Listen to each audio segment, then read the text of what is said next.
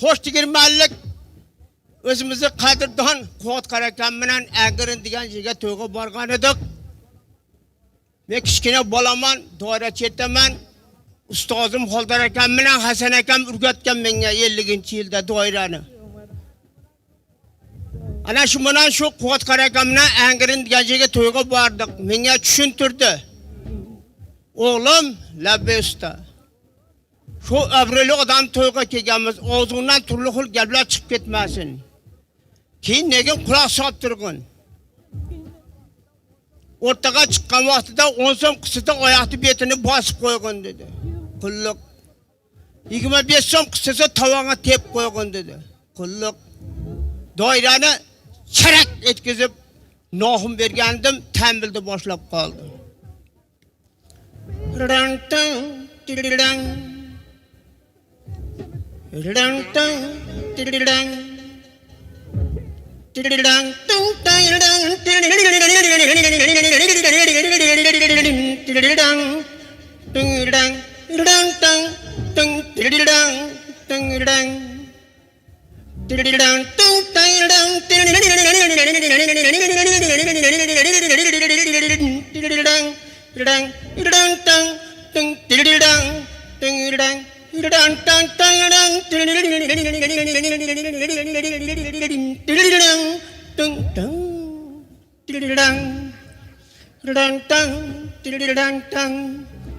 Kara gözüm keleyip mardum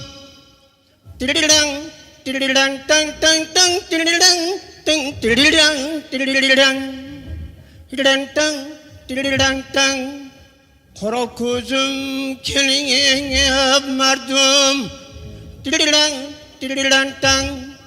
Kara gözüm keleyip mardum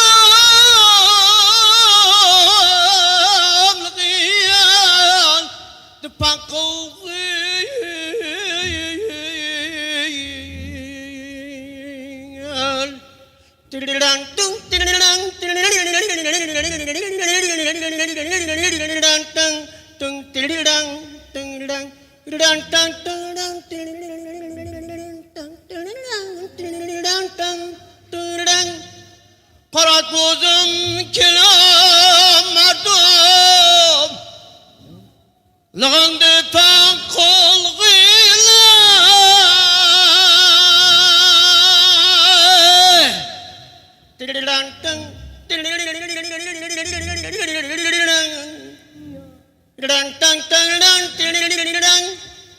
Gözüm karak mardum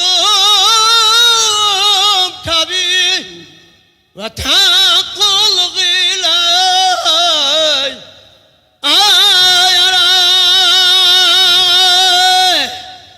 Şunda bittasi 10 so'm qistirovdi. Kuat Karakan'da baş mallarını basamadı, oyağını, biyetini basamadı. Vay vay! O kara gözüm kelem mardumluğun deyip ben kıldım. Oğlum oyak tiyan yedin.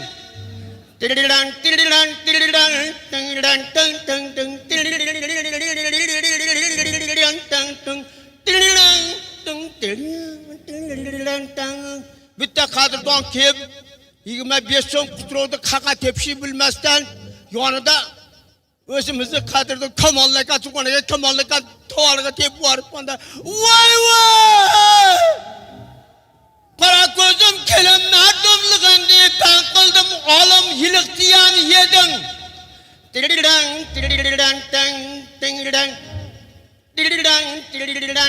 bir kapir chiqqan voy endi o'lganman Vay kuat kanı dünyanın da fengalim yoktu bana. Vay enak ulgun namangda yaşadım can balam ken karıp aldım. 99 günüm balam. Ken pensemden bir so'm kıstırıp koy. Dedi Karakan'ın kulağı Karakan bağı sarıqıp kaldıysam tambil tepe ab.